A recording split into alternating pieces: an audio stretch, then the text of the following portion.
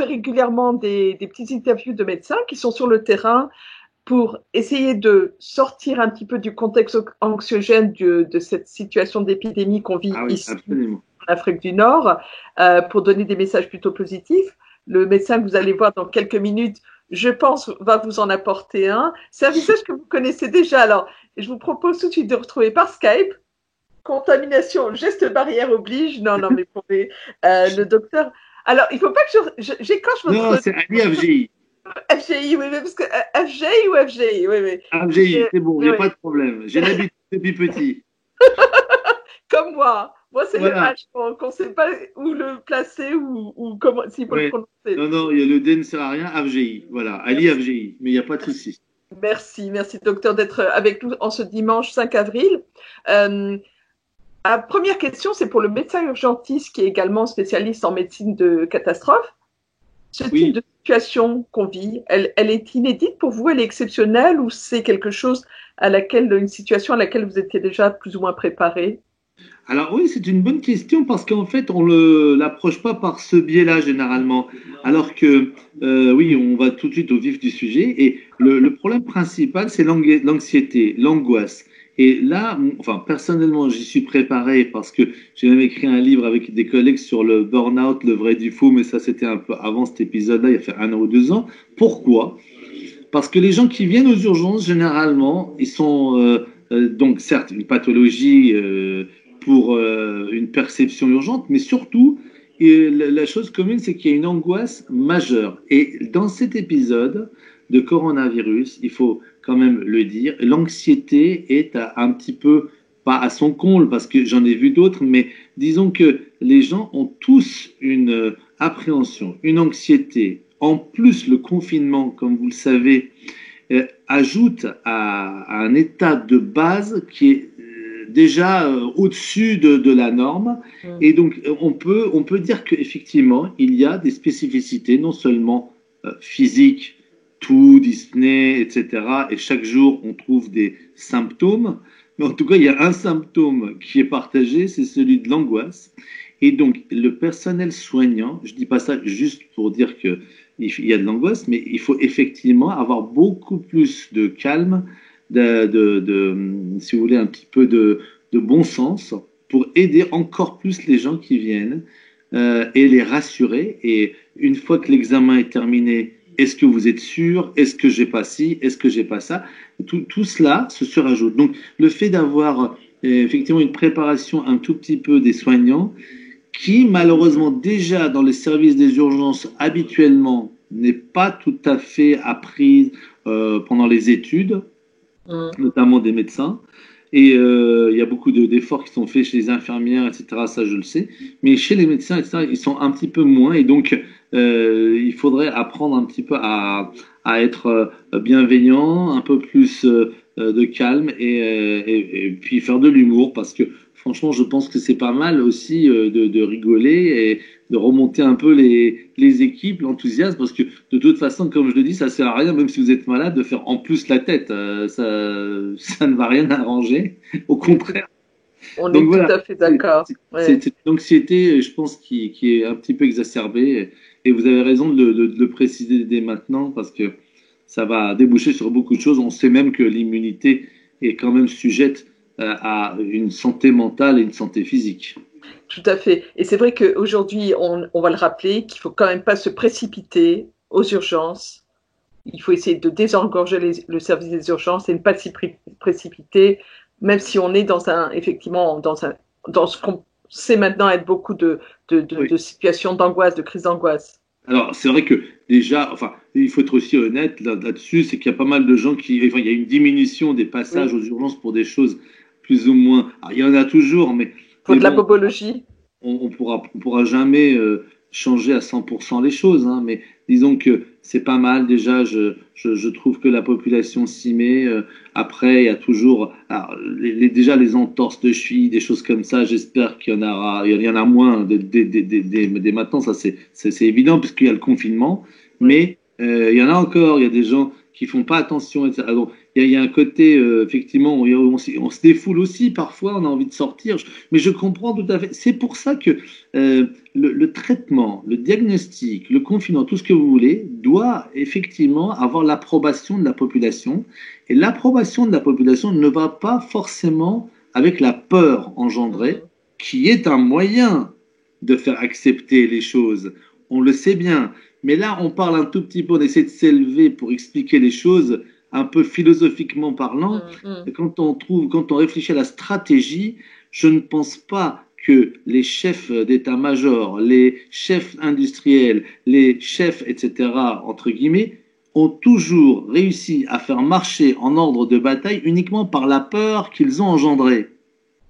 Et donc, j'aimerais bien expliquer ça aux généraux, c'est-à-dire qu'il faut une adhésion avec de la volonté, de l'enthousiasme, avec du bien-être en fait. Et notre force actuellement, si on peut en avoir une pour combattre, c'est motiver la population par une envie, pas par la peur. Et passer les messages positifs, on va tâcher d'en donner là aujourd'hui parce que depuis quelques jours, vous êtes énormément médiatisé. Vous qui êtes plutôt quelqu'un de, Oui. je veux dire, de l'ombre, de médecin qui met les mains dans le cambouis, mais aujourd'hui, depuis quelques jours, vous acceptez de porter un message qui va être un message d'espoir, j'espère pour beaucoup. Oui, Dans certaines absolument. proportions, parce qu'on est beaucoup, on est tous branchés sur les médias, et Dieu sait si j'en parle en connaissance de cause. Il y a beaucoup de messages anxiogènes, il y a beaucoup d'informations qu'on n'arrive pas toujours forcément à analyser. On est à 3 semaines, presque un mois de confinement pour la France.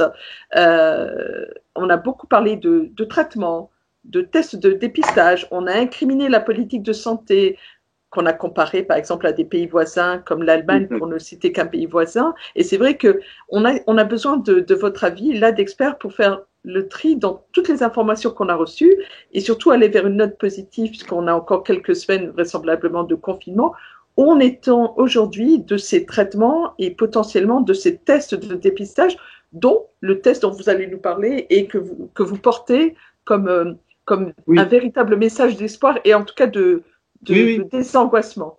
Alors, effectivement, alors moi, j'ai l'habitude d'un petit peu souvent de parler des choses que je connais, c'est souvent parce que donner des avis sur tout, c'est bien, mais en discussion à la maison, mais si vous voulez, au niveau des médias ou au niveau du grand public ou des savants, chacun a un rôle. Nous, enfin, personnellement, j'étais aux urgences, donc depuis déjà longtemps, je travaille depuis plus de 30 ans dans un service d'urgence, j'ai fait que de la médecine d'urgence et médecine de catastrophe. Je suis parti dans des missions humanitaires, j'ai passé sur les catastrophes naturelles du tsunami, d'Asie du Sud-Est, des tremblements de terre, etc. Donc, disons que il y a le côté humain qui est le plus important. Hein. Deuxième chose, le fait de faire un triage, de faire des tests, c'était évident de trouver contre quoi on se bat. Et chacun a son rôle. Il y a des gens qui font des tests sur les médicaments, sur l'approche de santé publique, sur la stratégie. Nous, aux urgences, on n'est quand même pas mauvais, on peut nous croire pour trier, pour visualiser ce qui est dangereux de ce qui n'est pas dangereux, comment approcher la population, parce qu'on a quand même 17-20 millions de passages par an, tous les ans ça augmente, donc on peut nous faire confiance dans le fait où nous sommes proches de la population. Et donc, cette visualisation, cette expérience doit être mise doit être utilisée, mais notre expérience doit l'être. Et qu'est-ce qu'on s'est dit, nous? On s'est dit que d'abord, il faudrait voir où est l'ennemi. L'ennemi, il est où avant de se battre contre cet ennemi? Eh bien, on ne le voyait pas, parce que c'est un virus qui peut atteindre des gens qui sont bien portants, et comme les gens qui sont asymptomatiques, comme on dit, ou combien de personnes sont atteintes. Donc, le dénominateur de population, on ne le connaissait pas. Et les tests sérologiques, j'ai une conviction là-dessus. C'est pour ça que nous sommes battus et nous avons eu l'idée. Pourquoi d'ailleurs comment on a eu l'idée? C'est-à-dire qu'on a fait des tests, on faisait des tests de grossesse au doigt, qui étaient donc fabriqués par NG Biotech. C'est une entreprise bretonne. Et cette entreprise, moi, je l'ai recontactée parce que j'avais participé déjà à l'élaboration clinique de la rapidité au doigt, parce qu'effectivement, nous, ça nous intéresse de savoir si quelqu'un est enceinte ou pas en 5 minutes. 10 minutes, paf, on sait, au lieu d'attendre 1 heure et demie de prise de sang, etc. Et donc, c'était une prise de sang donc fiable, en plus que le test urinaire. Et en plus, c'est facile à faire. Vous piquez comme tous les diabétiques. Bon, voilà. Et donc, ce test, j'ai eu l'idée de l'adapter au coronavirus avec effectivement la recherche d'anticorps. Et les anticorps apparaissent après un certain temps que quand vous êtes attaqué par le virus, eh bien, vous allez être immunisé, vous allez produire des anticorps pour vous défendre. Et ce sont ces anticorps-là que l'on teste. Donc, nous, notre idée, c'était de pouvoir tester au doigt, d'abord pour les soignants qui sont énormément donc en première ligne, évidemment, mais aussi tous les autres. Et donc, de connaître votre état immunologique, votre état sérologique. Et il y a deux sortes de sérologie, les IgM et les IgG, c'est-à-dire les anticorps rapides et les anticorps un peu plus longs qui vous donnent l'immunité. Et c'est formidable quand on voit tout ce monde que la nature a créé là. Et donc, avec cette idée de savoir qui peut être mis à droite, qui peut être mis à gauche, qui est immunisé, qui n'est pas, c'est évident. C'est une innovation, une avancée dingue, enfin pour notre humanité, pas que pour la France, hein, ça peut être tous les pays. Nous sommes tous dans le même bateau. Donc le problème était le suivant, donc nous l'avons appliqué. Et NG Biotech, bon, c'est une entreprise qui l'a fabriqué et qui continue. Et là, nous avons, je peux vous donner un petit scoop. Là, je pense que nous avons eu l'approbation de l'armée qui va probablement donc faire avancer le truc. Ce matin, on a reçu un communiqué de presse ce matin, il y a 2 heures. Donc, ça a avancé, mais ça fait 1 mois et demi que j'ai commencé les tests. Après, il y a des difficultés, vous savez toujours, administratives, financières, etc., etc. Bon, mais on y arrive. Et moi j'ai bon espoir. De toute façon, bon, on continuera, quoi qu'il arrive, avec ou sans les autorités. Il faut avancer en science. On n'est pas toujours dans son pays le prophète, comme vous le savez, comme le proverbe le dit. Nul n'est prophète en son pays, peut-être, c'est comme ça. Mais enfin, bon, en tout cas, ça avance. Science, innovation, humanité, ce que je dis, une conscience que nous devons garder tous les médecins. Ça va nous aider bien plus que la technologie digitale ou l'État qui nous fliquerait pour savoir où on va à gauche, à droite. Il y a de l'espoir aussi. J'ai rien contre toutes les méthodes. Je ne pense pas que nous ayons Elles sont complémentaires. Voilà. Tout ça, c'est complémentaire. Il y a le PCR, effectivement. Il y a le test sérologique, il y a le scanner. Et encore d'autres choses. Voilà. Chacun doit innover et on va y arriver. Comme le disait le président Macron, on est en situation de guerre. Donc là-dessus, effectivement, aucun moyen n'est ridicule. Il faut reculer devant aucune possibilité. Qu'on soit bien clair, ce test rapide est aujourd'hui à un accès limité. Je veux dire, demain, on ne va pas pouvoir aller l'acheter en pharmacie, en officine, ce genre de choses. Alors, vous savez bien que tout ça, ça dépend maintenant de la logistique, de la fabrication et des réactifs, tout ce qui s'ensuit. On ne peut pas claquer des doigts, mais déjà, nous sommes très en avance. Nous sommes les premiers à vouloir faire un kit tout en un qui est fabriqué en France. Donc, et il faut que ça monte en puissance. Là, l'idée, c'est de fournir à tout le personnel soignant et tous ceux qui sont en première ligne, mais plus tard, dans quelques semaines, je pense, j'espère bien que ça sera à la disposition de tout le monde, et pas qu'en France et ailleurs aussi. Alors après, il faut que ça soit fait dans les règles de l'art. Voilà, donc moi, ma mission, c'est l'idée, l'innovation, l'étude médicale et d'avoir une conviction pour faire avancer tout le monde sur cette voie. D'autres le font, par exemple, que ça soit pour d'autres médicaments, que ça soit pour le confinement, des stratégies. Moi, je m'occupe de ce que je sais faire et que je fais et que nous avons avancé. Et donc, ça va permettre à tout le monde d'avoir un outil, une arme. C'est pas négligeable. C'est ce qu'on veut dire. On échange aujourd'hui par Skype via les réseaux sociaux un peu plus tard pour faire suivre notre intervention. Donc, soyons prudents, soyons vigilants sur les messages qui sont divulgués. Voilà. C'est l'affaire là, pour le coup, cette épidémie, c'est l'affaire des spécialistes, des médecins, c'est l'affaire d'industriels qui travaillent en parallèle. Donc, voilà, ne partons pas dans des données complètement aberrantes ou soyons vigilants. On fait attention, oui, effectivement, mais en même temps, on veut donner aussi de l'espoir et c'est naturel aussi. Hein, les gens, on a commencé par l'angoisse, mais on finira par l'espoir. parce que l'espoir doit être donné aux gens et il est réel l'espoir, c'est-à-dire que nous allons gagner tranquillement, mais bien. Il faut tout savoir garder votre sagesse. Aujourd'hui, 5 avril, avez-vous noté une influence un peu moins importante dans le service dans les différents services d'urgence Alors, alors, écoutez, vous avez raison, au jour le jour, avant-hier, on avait du monde. À notre échelle, hein. Nous ne sommes pas non plus le grand centre médical de l'Île-de-France, hein, mais enfin, quand même, on a beaucoup de malades que nous avons pris aussi aux alentours. On a une trentaine de patients Covid dans médecine, on a 15 à 17 patients en réanimation. Donc, quand même, pour une structure comme la nôtre, c'est déjà beaucoup. C'est conséquent. Et Ramsay Général Santé ou tous les autres acteurs privés au public se donnent la main là-dessus. Il n'y a pas de discussion possible. Donc, nous, ce qu'on a constaté, effectivement, avant-hier, il y avait du monde et hier, il y en avait moins. Oui, alors, depuis 24 heures, ça a diminué, le passage aux urgences pour Covid, effectivement. Sans doute les premiers résultats d'un confinement respecté. Probablement. Mais, docteur, on est d'accord, on ne relâche pas. Ça ne veut pas dire que ça a diminué, qu'il faudrait peut-être faire la fête ce soir. Hein. Et qu'on ressort parce qu'il fait beau temps, ce genre de choses. Oui, absolument. Ne pas baisser la garde, ne pas faire. Oui, on en a encore, comme je disais tout à l'heure, pour quelques semaines. On ne va pas réitérer les gestes barrières, ça je crois que tout le monde les connaît. Mais je voulais avoir votre avis éventuellement sur la suggestion les recommandations de l'Académie de médecine sur le port du masque de manière récurrente. Oui, alors on a tout entendu, on a opposé au début effectivement que il fallait le porter, il était recommandé de le porter dans certaines conditions. Aujourd'hui, il est nettement encouragé de le porter de manière récurrente et même dans l'idée, dans la projection de cette sortie de confinement, de ce déconfinement. Vous en pensez quoi? Alors, moi, je serais pragmatique pour que nous ayons une réponse claire. C'est-à-dire que, vous savez, parfois, on noie le poisson avec les masques parce qu'on ne sait soi-même pas donner une bonne réponse. Alors, quand on ne sait pas donner une très bonne réponse, il faut le dire aussi, mais en l'occurrence, le port du masque dans certaines cultures asiatiques est assez systématique. Vous le savez bien, vous rencontrez toujours des Chinois et des Japonais, et nous, on était toujours en train de se moquer un peu.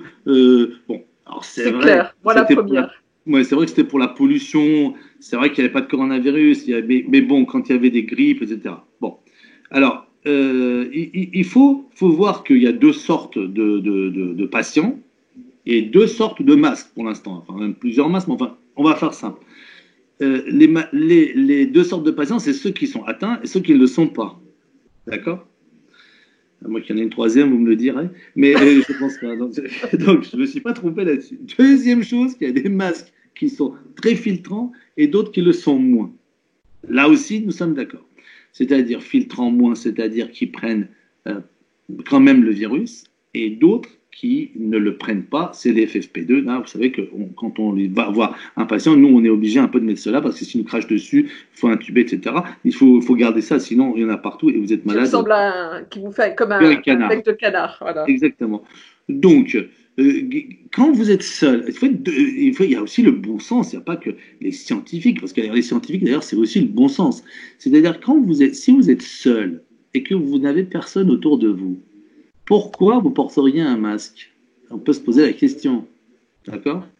Je pose la question, je ne donne même pas de réponse. Vous trouverez la réponse vous-même. Chacun fera sa réponse. Deuxième chose, s'il y a quelqu'un qui est devant vous et que vous suspectez et qu'il est à moins d'un mètre ou à 1,50 m, vous portez un masque, oui ou non? Vous allez répondre vous-même. Il faut faire prendre la conscience des gens, ne pas leur donner des ordres. Et tout le monde aime bien avoir une guideline, même les collègues, ils adorent ça. Mais bon, moi, je fais réfléchir. Et on va faire méthode Socrate. On va pas faire la méthode des autres philosophes qui disent c'est comme ça, péremptoire. Non. Et troisième chose, si vous avez dans une même famille, vous êtes déjà depuis longtemps ensemble, est-ce que vous allez porter un masque ensemble entre vous? Bon, voilà.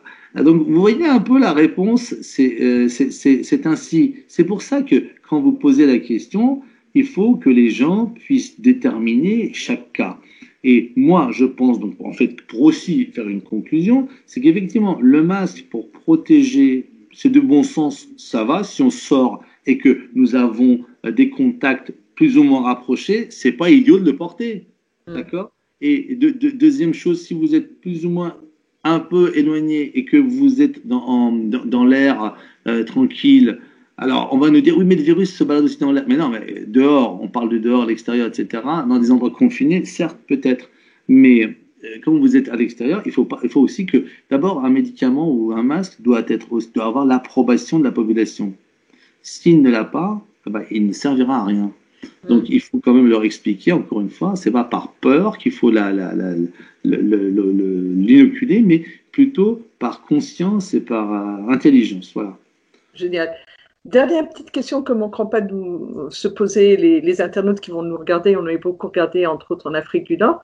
Cette innovation, ce test rapide lancé par Oui. la société NG Biotech est un produit purement franco-français, mais vous le disiez, vous l'évoquiez tout à l'heure, il a vocation, dans peut-être les quelques semaines qui viennent, à pouvoir traverser les mers, aller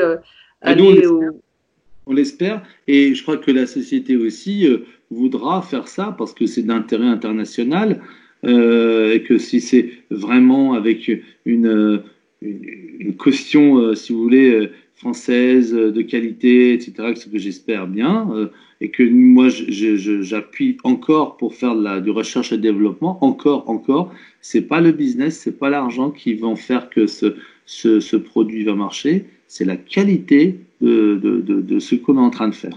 Et donc oui, j'espère bien qu'il ira, et moi je m'y emploierai pour les pays qui ont moins de possibilités, qui ont moins de disponibilité, que ce soit dans les pays du sud extrême, plus ou moins nantis, ou à l'est ou à l'ouest. Regardez, il y a des pays énormément avec une population comme l'Inde, le Pakistan.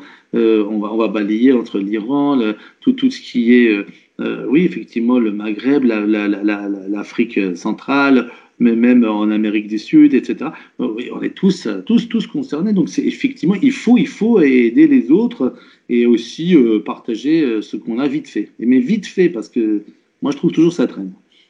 Je veux bien le croire. Merci, docteur Ali Oh. HJ. Merci à vous. Prenez soin. Et pourtant, c'est simple comme. Oui, comme bonjour. Quand même pas. Je sais. Merci. En tout cas, on se recontacte avec plaisir tous et puis bon courage. Portez-vous bien. Avec grand plaisir. Un message particulier de soutien, mais je sais que vous en serez le porte-parole à tous ces professionnels de santé qui font en sorte que nous, confinés, nous soyons à l'abri, mais que tout le monde aille bien. Et un salut amical, entre autres, à la précieuse docteure Fabienne Messaoudi que j'embrasse de loin. Oui, moi aussi. Prenez soin de vous. Merci, docteur. À bientôt. Merci. Prenez soin de vous. Merci. Au revoir. Merci, docteur. Merci.